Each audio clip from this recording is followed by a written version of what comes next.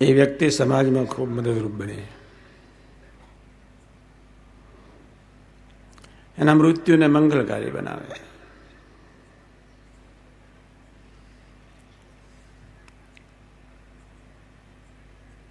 બીજી વિદ્યા છે, સવારે મેં કહ્યું હતું,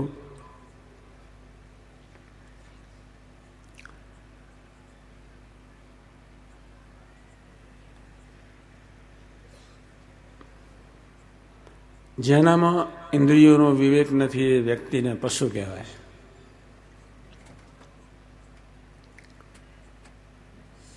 રામાયણના ઇતિહાસની બધાને તમને ખબર છે જ, દુનિયા માત્રને ખબર છે, ભારતના દરેક વ્યક્તિને ખબર છે. ચોપરાએ દાખલો કરીને રામાયણ આપ્યું, મહાભારત આપ્યું. એ બધા ઇતિહાસોની આપણને ખબર.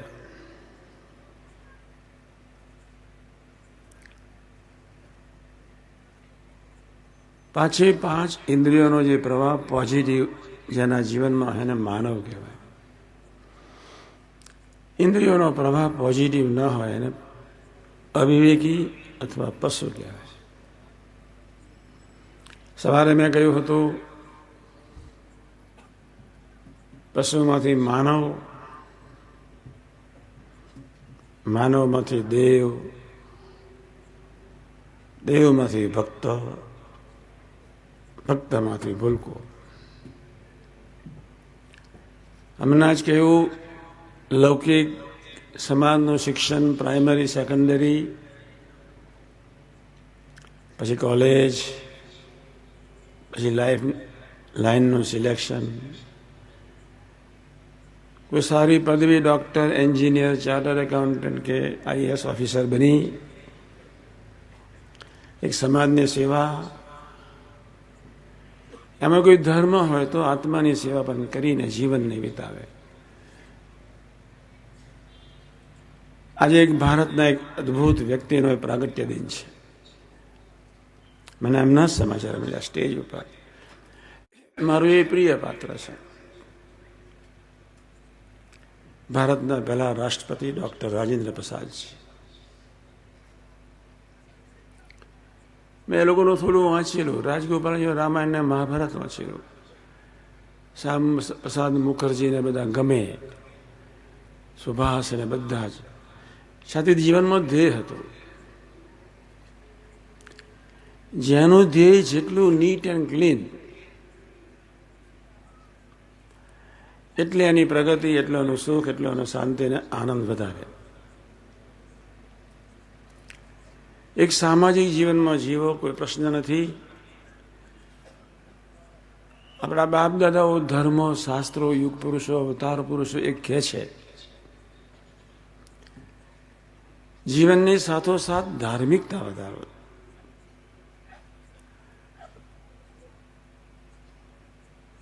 એક સામાજિક જીવનનો ધર્મ છે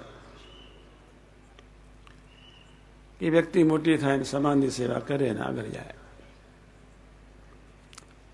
એક આધ્યાત્મિક માર્ગ, એક ધર્મ છે. એક શરીરનો સ્વધર્મ આપણે અદા કરીએ છીએ ને ભણીએ છીએ, મા બાપની સેવા કરીએ છીએ. બીજો એક આત્માનો સ્વધર્મ છે. જેવી દેહની, સમાજની, મધર ફાધરની આપણે સેવા કરીએ, સારું જીવન જીવીએ, જય સ્વામિનારાયણ, પછી પૂર્ણાવતી, તમને ખબર છે. પણ શરીરમાં રહ્યો જે આત્મા, એ આત્મા પોઝિટિવ બને, માર્ગે ચડે. આપણે દેહની બી સેવા કરવાની છે અને આપણે આપણા આત્માની બી સેવા કરવાની છે. લાખો કરોડોને ખબર નથી આત્માની સેવા એટલે શું. કરોડોને ખબર નથી. આંખ કાન જીવે કરીને વિષય ભોગવ્યા, શરીર છોડ્યું, જતા રહ્યા. જ્યારે ધાર્મિક બનીએ, મેં સવારે વાત કરી હતી, ભારત કેવો દેશ જ્યાં ભગવાન રામ, ભગવાન કિશન, ભગવાન મહાવીર, ભગવાન બુદ્ધ, ભગવાન શિવશક્તિ, ભગવાન સ્વામિનારાયણ કેવા અદ્ભુત સદગુરુ આ ધરતી પર આવ્યા. એમને પણ એક માર્ગ દેખાડ્યો. બરોબર સમજો. આપણા બાપ દાદાઓ એક માર્ગ દેખાડ્યો. ટોપ સાયન્ટિસ્ટ પાક્યા, એડિસન ને, આઇન્સ્ટાઈન ને, લિસ્સે ને, કોપરનિકસ ને, બધા જીનિયસ માણસો. જેને લઈને ઉજાસમાં બેઠા, સારું મળ્યું, સારું ખાધું, બિલ્ડિંગો થયા, એન્જિનિયરો થયા, જ્ઞાન વધ્યું. પણ સમાજની સાથોસાથ સમાજની સેવા કરતા કરતા આ શિબિરનો એક હેતુ છે, ઘણા હેતુ છે, કાલે સમજાવવાનો છે. શા માટે દર વર્ષે અમે શિબિર રાખીએ છીએ? એ શિબિરનો હેતુ એ છે, આજનો યુવાન એની સર્વ પ્રકારની જવાબદારી સમજીને સક્ષમ થઈને એ જવાબદારી નિભાવે. યુવા શિબિરનો હેતુ છે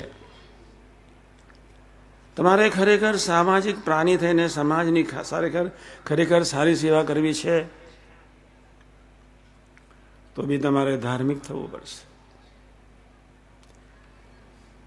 આજનો આઈએએસ ઓફિસર, આજનો ટોપ ડોક્ટર, આજનો ટોપ એન્જિનિયર કે આજનો ટોપ નેતા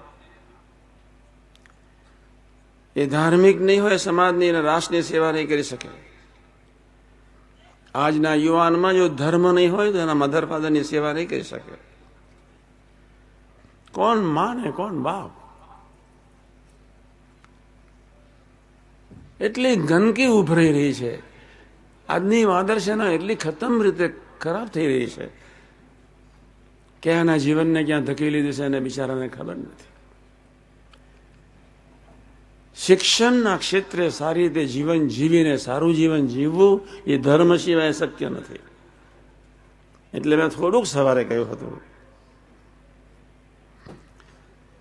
એટલાન્ટાની ધરતી પર અમેરિકામાં મને 4 પાદરી મળ્યા. મને પૂછ્યું,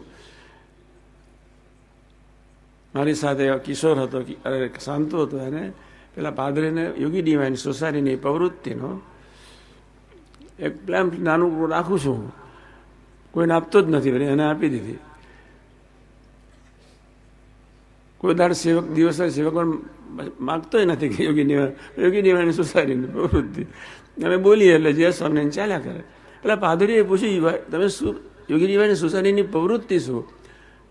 એટલે મારે થોડું સ્પષ્ટ કહેવા જોઈએ. એટલે મેં એટલું જ કહ્યું, આટલું પોઝિટિવ કરે. 4માંથી એક બહુ બુદ્ધિશાળી પાદરી એકદમ એની આંખ ઊંચી થઈ ગઈ. Do you know Bible? મેં કહ્યું હા. બાઇબલમાં લખ્યું છે, તમે સમજો, દુનિયાના કોઈ પણ શાસ્ત્રમાં લખ્યું નથી. દુનિયાના કોઈ પણ શાસ્ત્રમાં, નહીં કુરાન, નહીં બાઇબલ, નહીં ધમ્પદ, નહીં ગીતા, મહાભારત, રામાયણ, દુનિયાના કોઈ પણ શાસ્ત્રમાં નથી લખ્યું. બરોબર સમજો.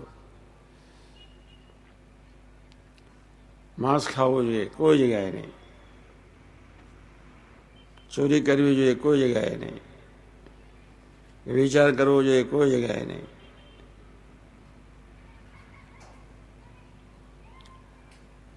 દારૂ, માંસ, ચોરી, વિચાર જોવા. એટલે મેં એ પાદરીને કહ્યું, પૂછ્યું, do you believe in Bible?